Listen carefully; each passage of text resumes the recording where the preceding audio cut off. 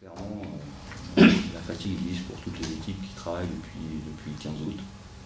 Voilà, donc après, aujourd'hui, si on a un joueur qui a un jour sans et qui ne met pas de tir, c'est peut-être cette raison-là, c'est peut-être une autre, mais on ne va pas tirer aujourd'hui un constat de dire aujourd'hui il est fatigué, il ne peut pas mettre un tir alors qu'il en a mis jusqu'à il y a 2 semaines. Quoi.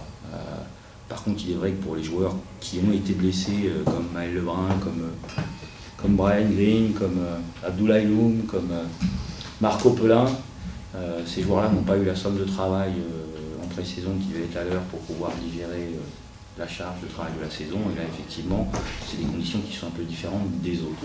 Mais sur le reste, toutes les équipes ont des temps très courts pour préparer les matchs. Ils ont des déplacements difficiles à effectuer. Ça fait partie de ce métier-là. Je pense qu'on ne perd pas le match sur cet aspect-là. Je pense que plus qu'un relâchement, il y a eu un déficit d'efficacité qui s'est traduit par la création d'un écart au score.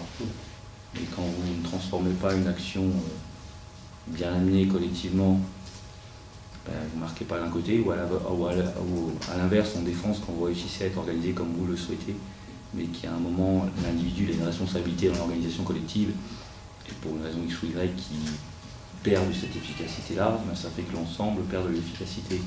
Et pour moi, ce n'est pas une question de motivation ou de relâchement.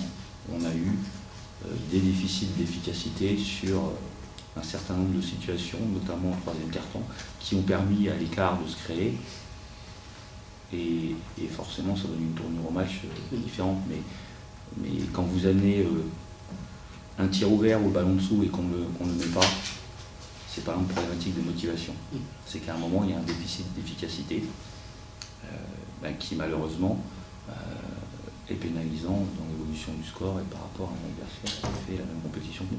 C'est plus dur, oui, parce que les individus, comme notre environnement, ont des attentes, on n'est pas en phase avec les attentes. On n'est pas en phase avec les attentes qu'on a par rapport à nous-mêmes. Voilà, donc effectivement, on va rentrer tard dans la nuit, on va se mettre à l'entraînement demain matin. Mais les joueurs seront là, j'ai aucun doute là-dessus. C'est évident que si vous gérez une saison où vous êtes en réussite et où la confiance se crée, l'enchaînement est plus facile à gérer. Maintenant, ça fait partie de ce métier-là, faire face à ces situations-là, et puis montrer qui on est.